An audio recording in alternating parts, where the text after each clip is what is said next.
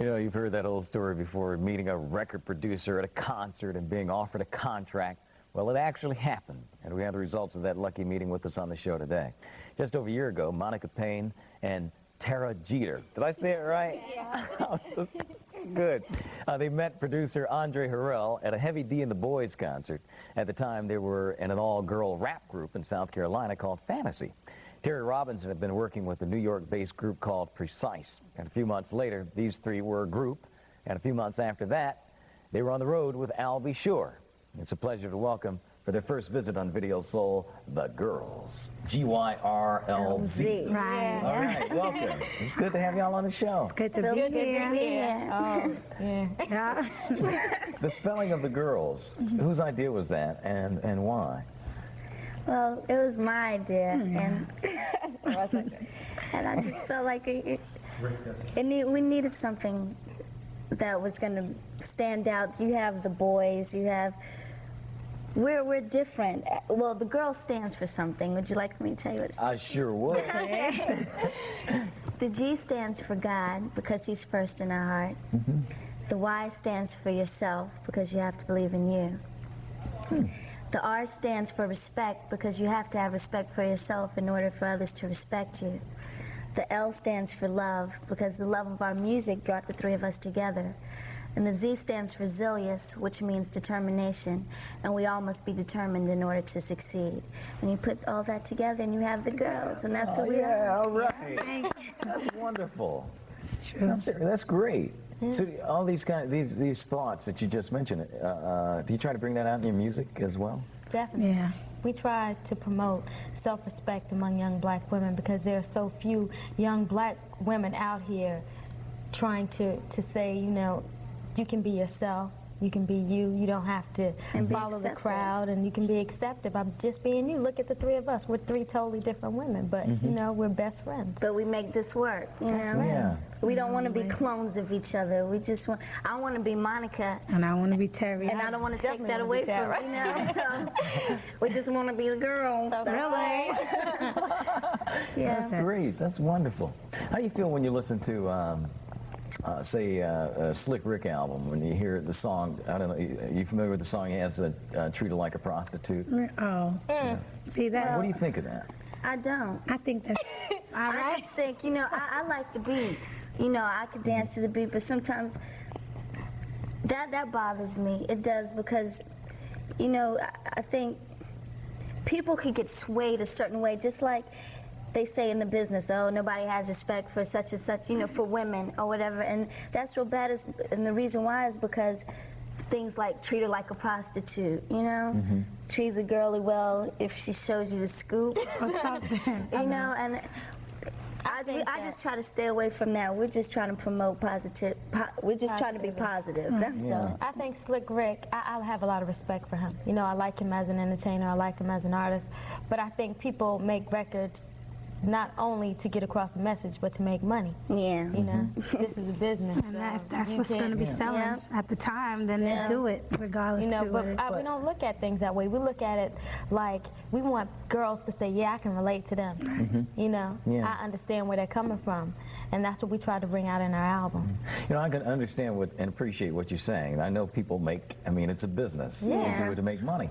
But I don't think you have to do a song like that. No, I don't think so. I don't agree with it. I don't agree with it. I think it's disrespectful, personally, Very to females in the business, and that's why women are perceived in the business as, you know, like, oh, you could just say anything about women, you know, it's all right. And it, like Monica said, it bothers me. And think about the little fellas that are growing up, you know, they look at Slick Rick and they think, oh, I want to be like Slick Rick. And then they pass a young girl that, you know, touch him or treat her like a prostitute. You know, that's very disrespectful. And I look at them and I say, come on, that's how come our music is like. We're trying to tell young girls, if you want to look at us like your older sister or your big sister, that's fine, do that, because we're saying, love me or leave me. This is how I am, either accept it or see ya. Bye. You know, do you want me? If it's games you're playing, think you know me, things like that. We're just, you know, trying to say it's okay to say no. It's okay to be yourself. you know, and have respect for yourself, because that's the only way the next man is going to respect you. Definitely. So. Everything you just said, is this in your album? This is the album. We wrote our whole album. Everything. A lot of people don't know that, but we did. Except one cut, which is Wishing You Were Here. Teddy Riley did that. Yeah. Oh, okay. With Tammy Lucas. Yeah. Do you all write together, or do you bring things individually? We write together. Oh, really? We bounce off our ideas on each other. And that works well for you? Yeah, that works really good for us. That's the click. Yeah. Is there one dominant writer, though? I mean, one who comes up with the ideas? Or... Tara's very emotional. She's good on the ballad. She'll make it go, how can it do that? Because she wrote it over, and that's a song that's like, yeah. Me and Tara, me and Monica's like, wait a minute. This time, wait a minute, put him in this place.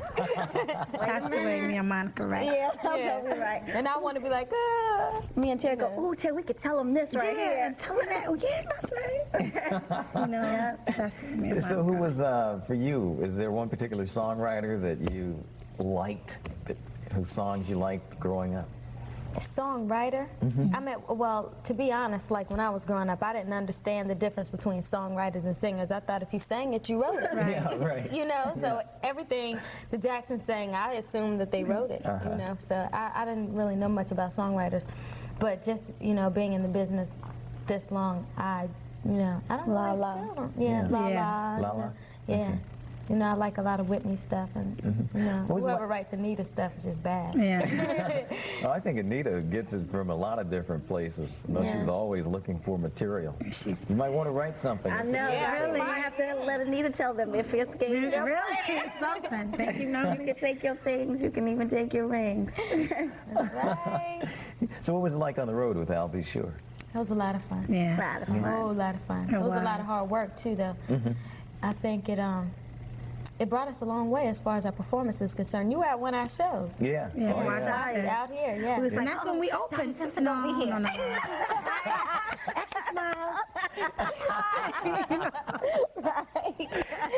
This is his town, you know. Gotta be on BT. Y'all were jamming, too. It was Yeah, fun. Of course, Al B. Sure was doing his thing, making his faces go. Yeah. Can you feel it, baby? You got it, too. You got him right down pat. He was making us feel it. Yeah. Oh, they were feeling it. If he said woo, they'd be like, woo. No. I know, but you enjoyed the whole tour. You got to work with New Edition and Bobby Brown. Yeah. We got a chance to open the tour, too. Oh, did On you? the second half. We were I the didn't know opening that. act, and that really helped us a lot because, you know, it was a heartbreak tour. You had Al B. Sure, Bobby Brown, New Edition. Imagine all the women. Really? And these three little, you know, we had to come out.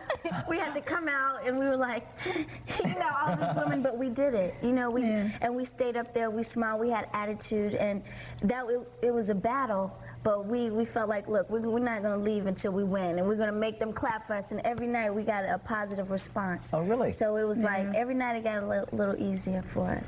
I would imagine that had to be very rough because, like you said, I mean, it's the heartbreak tour. You got Bobby, New Edition, and Al B. Sure. Honestly, there were some times when we went out there and they were going, Al B. Sure. We'd be like, oh, forget that, because here come the girls. Because girls don't want to see no girls. They wanted to see Al, Bobby. right. Monica used to make the crowd go kind of, you know, happy when she used to go, wow, how about y'all want to see Al B. Sure in the Edition and Bobby Brown? Then they'd be like, And as soon as they start going out, we start singing. yeah. Be like, wait a minute. There's a tactic time. Really? You know? But you're able to block it out when you face that. But then after a while, people start looking. They go, wait a minute. Those three little girls rocking a little bit. Yeah. You know? Yeah. One thing, you know what happened? I'm going to be honest. We did get booed once. Yeah, in Detroit. Let me tell you what happened. It was terrible. The show in Detroit was 2 hours late, and it was snow on the ground. So the arena was filled, like 30,000. 2 hours late. Bobby was sick. The MC comes out and says, ladies and gentlemen, Bobby Brown won't appear tonight. But we have a special treat. The girl. We're running out on track. They booed us from to the beginning to the end. But you know what? It made us so much stronger. Because now it's like, you can't take this from me, because I'm out here to do a job. And At first, my heart kind of sunk, and I was like,